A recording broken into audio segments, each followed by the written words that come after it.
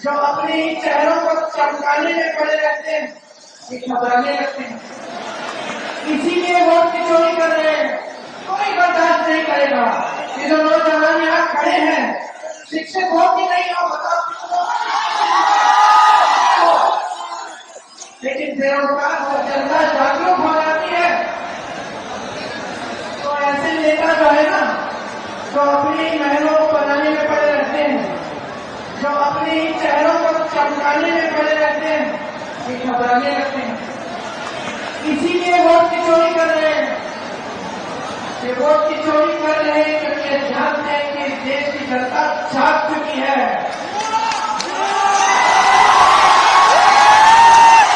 अब ये सब कोई बर्दाश्त नहीं करेगा, कोई बर्दाश्त नहीं करेगा। ये जो नौजवान यहाँ खड़े हैं, शिक्षक हो कि नहीं हो बताओ, लेकिन बेरोजगार हो। और जब नियुक्तियों की बारी आती है, टाइम आता है कि इम्तिहान दोगे नौकरी के लिए, तो क्या होता है? पेपर लीक होता है, घोटाला होता है, वहां भी चोरी होती है। हर जगह घूस है, हर जगह चोरी है, हर जगह भ्रष्टाचार है। जहां देखो एक सड़क नहीं बनती है बगैर भ्रष्टाचार के, पुल नहीं बनता है, एक खंभा नहीं लगेगा बिजली का बगैर भ्रष्टाचार। और इनकी ये हिम्मत है कि आपके सामने आकर भविष्य की बातें करते हैं, अतीत की बातें करते हैं। चलिए बड़े अतीत की बातें करते हैं, मैं भी करती हूँ अतीत की बात। ये जो विकास हो रहे कारखाने लगे किसने लगवाए? कांग्रेस पार्टी ने लगवाए। ये कांग्रेस पार्टी ने लगवाए। जो IIM है, IIT है, एम्स है, किसने बनवाए? जवाहरलाल नेहरू ने बनवाए। अगर अतीत पे हम बात करें तो इनकी बहुत सी बंद हो जाएगी, लेकिन हम अतीत की बात नहीं करते, हम वर्तमान की बात करते हैं, हम अपने आज की बात करते हैं। और हम चाहते हैं कि इस देश का एक एक नौजवान, इस देश की एक एक बेटी खड़ी हो, अपने अधिकार को अपने हाथों में ले और इस देश के निर्माण में भागीदार बने। राहुल गांधी जी आजादी जनगणना की बात क्यों करते हैं? सामाजिक समानता की बात क्यों करते हैं? सामाजिक न्याय की बात क्यों करते हैं?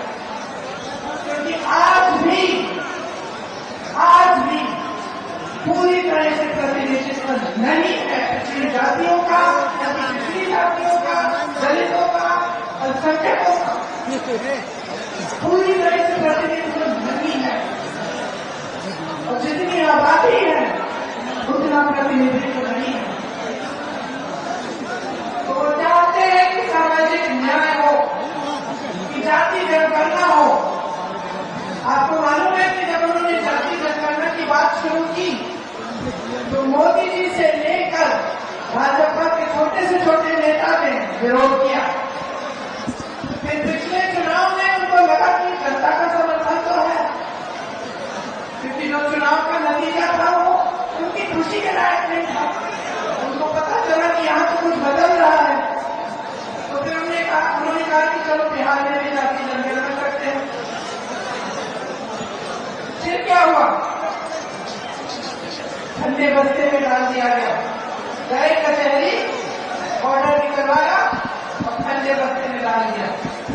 और वही जाति जनगणना कांग्रेस ने तेलंगाना में कराई और उसके तहत वहां पे सारा काम हो रहा है।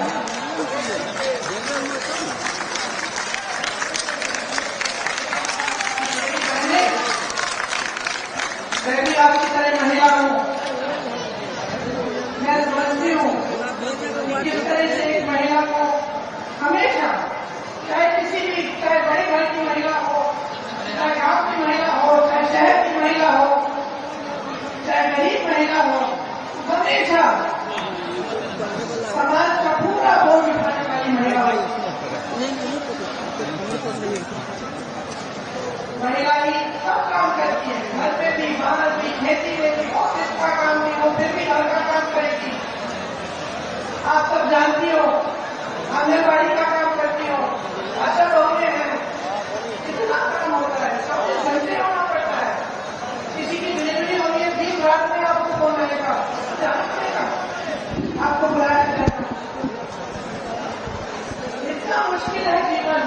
संघर्ष है जीवन में। तो आप मुझे बताओ, 20 सालों से सरकार रही है, वहां मोदी जी ने अपने रिमोट कंट्रोल से चलाई है, आपके लिए क्या किया? और अब चुनाव आने वाला है तो ऐलान कर दिया कि लो 10,000 रुपए लो। क्या मतलब है इसका?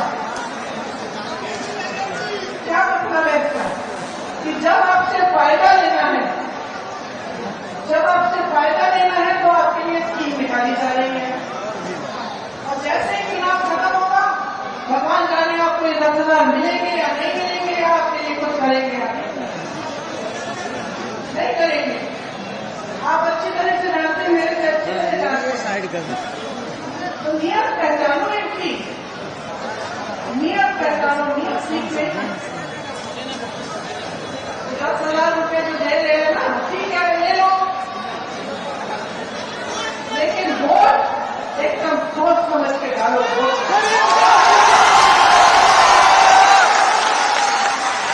गरीबदास को देना है। आत्मसम्मान है तुम्हारा, तुम इस देश की नारी हो, आत्मसम्मान है तुम्हारा। जो तुम झेलती हो ना, कोई नहीं झेलता, कोई नहीं झेलता। ये जितने भी खड़े हुए यहाँ पे पुरुष, इनको पता भी नहीं है कितना झेलते हैं। आत्मसम्मान है तुम्हारा, गर्व है तुम्हारा अपना। ये देश की जो नई पीढ़ी है, उसकी परवरिश तुम करती हो, उसे बड़ा तुम करती हो। चाहे कुछ भी हो जाए, कितने भी संघर्ष करने पड़े, जितनी भी तुम्हें उसके लिए जो भी करना पड़े तो करोगी, लेकिन उस नई पीढ़ी को तुम आगे बढ़ाओगी, किसी न किसी तरह से शिक्षित करोगी। मैंने यूपी में देखा है, गांव की महिलाएं थी, वो शिक्षित नहीं थी, क्या क्या संघर्ष किए उन्होंने अपनी बेटियों को पढ़ाने के लिए। इसीलिए आपको सम्मान है आपका।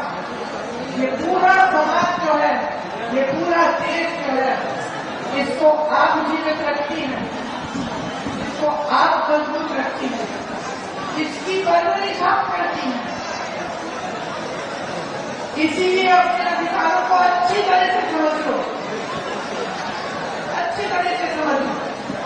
आज मैं भी आपके सामने खड़ी हूँ, बातें करूंगी, मैं भी बताऊंगी कांग्रेस क्या करेगी।